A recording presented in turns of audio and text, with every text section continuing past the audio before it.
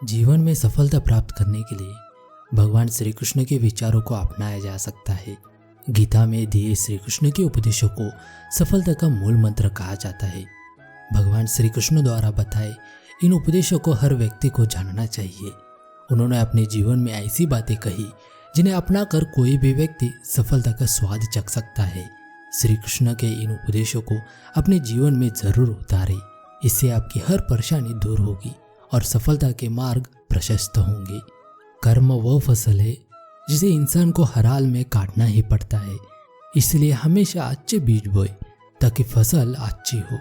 कुछ लोगों में बिना वजह संदेश या शक करने की आदत होती है। ऐसे लोग कभी खुश नहीं रह पाते हैं। जैसे समुद्र के पार जाने के लिए नाव ही एकमात्र साधन है, उसी प्रकार स्वर्ग के लिए सत्य ही एकमात्र सीढ़ी है, कुछ और नहीं। ईश्वर आपको हर समस्या से निकाल सकते हैं। इसीलिए हमेशा अपने ईश्वर को याद करें। मृत्यु अटल सत्य है। भगवान श्री कृष्ण गीता में कहते हैं, जिसका जन्म हुआ है उसकी मृत्यु भी निश्चित है। इसीलिए इसे लेकर शोक करना व्यर्थ है। गीता में कहा गया है कि जो व्यक्ति ईश्वर को याद करते हुए अपने प्राण का त्याग करता है उसे सीधे भगवान का धाम मिलता है। अगर आप बुद्धिमान है तो इसे नेक काम में खर्च करें। बुद्धिमान होकर चापलूसी करने या किसी प्रकार का षड्यंत्र रचने के बजाय निस्वार्थ भाव से समाज की भलाई करें। धरती पर जिस प्रकार मौसम में बदलाव आता है उसी प्रकार जीवन में सुख दुख आता जाता रहता है। मोहग्रस्त होकर अपने कर्तव्य पथ से हट जाना मूर्खता है, क्योंकि इससे ना तो तुम्हें स्वर्ग की प्राप्ति होगी और ना ही तुम्हारी कीर्ति बढ़ेगी। निर्बलता अवश्य ईश्वर देता है, परंतु मर्यादा मनुष्य का मन खुद निर्माण करता है।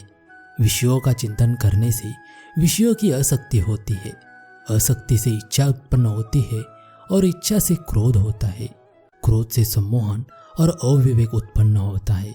अमीर बनने के लिए एक एक क्षण संग्रह करना पड़ता है, किंतु अमर बनने के लिए एक एक कण बांटना पड़ता है।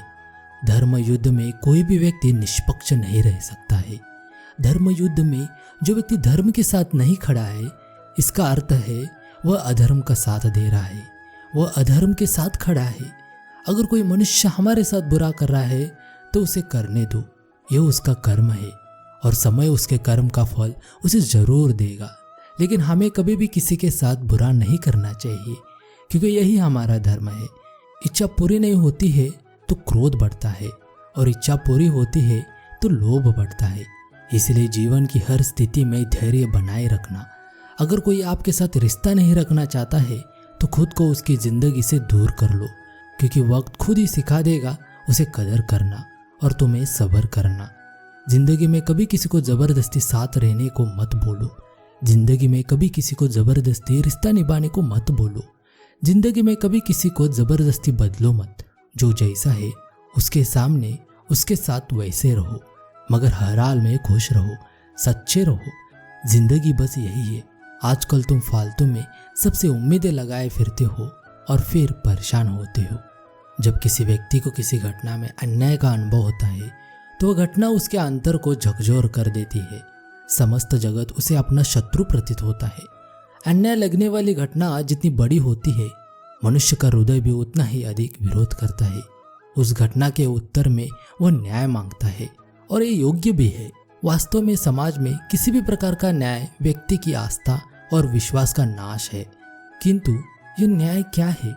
न्याय का अर्थ क्या है? अन्याय करने वाले को अपने कार्य पर पश्चाताप हो और अन्याय भुगतने वाले के मन में फिर से विश्वास जगे समाज के प्रति। किंतु जिसके हृदय में धर्म नहीं होता, न्याय को छोड़कर बैर और प्रतिशोध को अपनाता है, हिंसा के बदले प्रति हिंसा की भावना लेकर चलता है, स्वयं को होती हुई पीड़ा से कई अधिक पीड़ा देने का प्रयत्न करता है और इस मार्ग पर चलते अन्याय को भुगतने वाला स्वयं अन्याय करने लगता है, शीघ्र ही वह अपराधी बन जाता है। अर्थात न्याय और प्रतिशोध के बीच बहुत कम अंतर होता है और इसी अंतर का नाम है घर। क्या यह सत्य नहीं है? स्वयं विचार कीजिए। अपने अंदर छोटी छोटी कमियों को सुधार कीजिए, क्योंकि एक छोटा सा छेद ही समुद्र जहाज को डुबाने का कारण बन जाता है। लोग कहते हैं कि खुश रहो, लेकिन मजाल है कि खुश रहने दे। लॉटरी सिर्फ पैसों से ही नहीं लगती है जनाब। एक अच्छे इंसान का जिंदगी में मिलना भी किसी लॉटरी से कम नहीं होता। कभी कभी अपने ही अपनों का ऐसा तमाशा बनाते हैं कि वह अपना कहलाने के लायक नहीं रहते। सोच भले ही नई रखो, लेकिन संस्कार पुराने ही अच्छे हैं।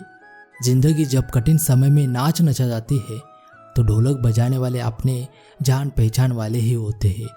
गीता में श्री कृष्ण अर्जुन से कहते हैं कि मोह को छोड़कर सत्य को जानने का प्रयास करें।